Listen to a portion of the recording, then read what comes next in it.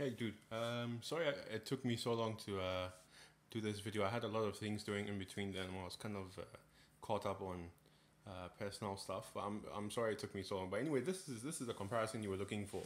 On the left side is the new that's the new Acer G-Sync 24-inch monitor, and this is my old IPS 23.6-inch monitor. That's the TN. That's the TN and that's the IPS. So this is a side by side comparison. I've opened up YouTube, the same pages on both of them, and I'm not sure. I'm not using the best camera in the world. This is my phone camera, so you're gonna have to just bear with this for now. Use this for your comparison. I will work out a way to get like better grade or a more professional camera. So next time I do stuff like this, or at least it will be pleasing to most of you guys who would watch it. But this is a comparison. So this is this is sitting right in front of the TN panel. The color isn't so bad, really. Honestly, it isn't.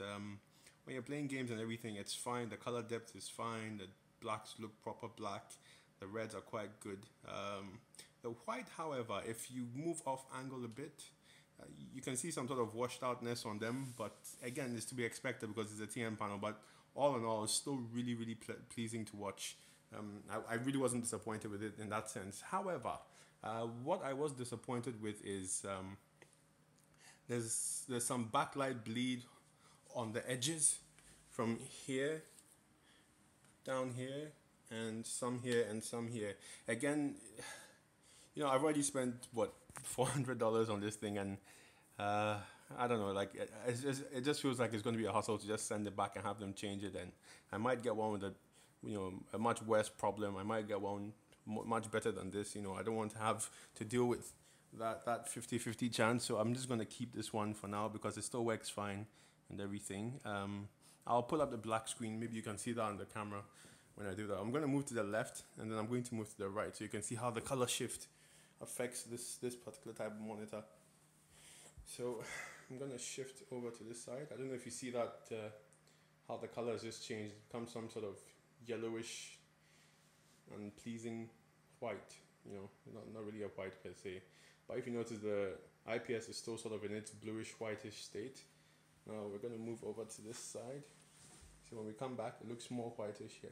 Even if you move here just a little, look to the right side, you notice the color's gone off quite a bit. When we come back relatively in front of it, it looks okay.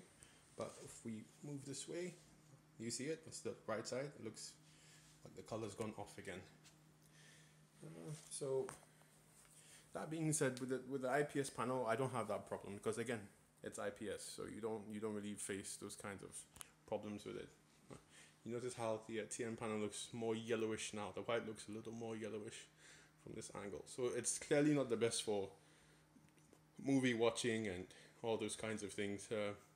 But playing games, you're sitting in front of it most of the time, if not all the time. So you're really not going to be bothered about that. And besides, you're not really buying this for its angles. You're buying it because of, G-Sync and the fact that it's a 144 Hz panel and basically that.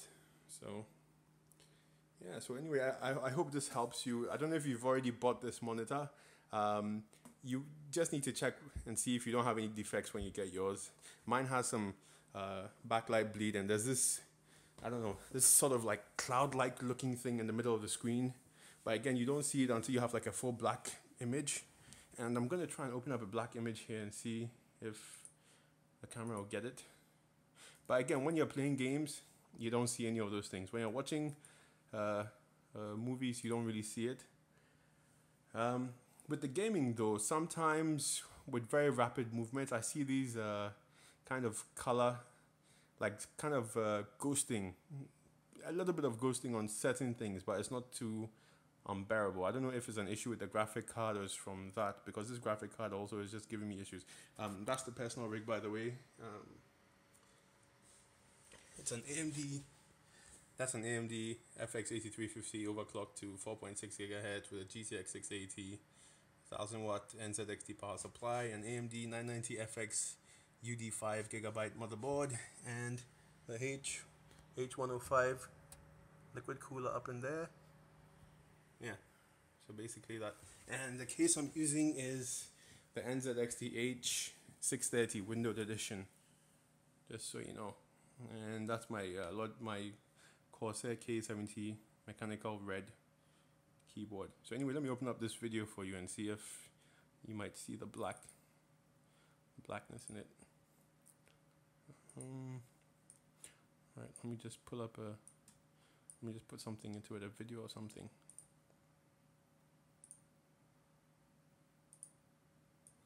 Okay. Right, so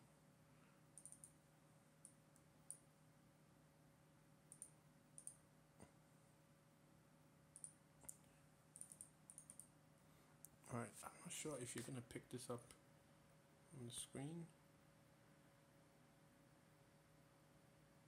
Yeah. I don't think this monitor doesn't pick it up. This camera won't pick it up, but trust me, it's there. You see it, but I'm not sure you can see it right now. Let me close the blinds on the window. Maybe that will still help.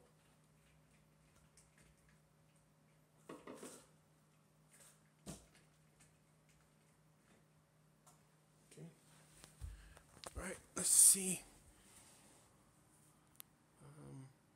Okay, I think you can see a bit of that line up there. You see that backlight bleed at the top? So it follows all the way through to here, and then on the bottom as well. There it is. That's the backlight bleed all the way till here. Now in the center, I don't know if you can focus. Try and look at this area here. There's like a cloud of something. There's like this another.